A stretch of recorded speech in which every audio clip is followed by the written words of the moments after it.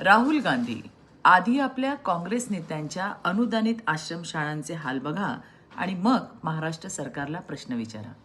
तुमच्या काँग्रेसचा 3 वेळा आमदार राहिलेल्या मारोतराव कोवासे नेत्याच्या 100% अनुदानित आश्रमशाळेत 6 लेकरांना साप चावला. 3 चिमुकल्यांचा दुर्दैवी मृत्यू झाला आणि आता त्याच मृत्यूवर राजकारण करायला सरकार विरोधात बोंब मारताय. गडचिरोली जाऊ द्या, यवतमाळमध्ये सुद्धा तुमच्या 4 वेळा आमदार आणि माजी मंत्री राहिलेल्या वसंतराव पुरकेंच्या आश्रमशाळेत जरा डोकावून तर बघा.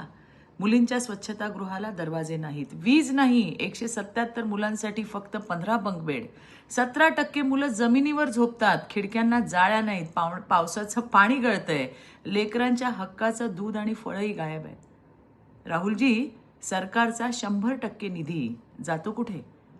राहुलजींना महाराष्ट्रात पत्र लिहायला लावण्याआधी आपल्या नेत्यांचा हा पराक्रम त्यांना सांगा.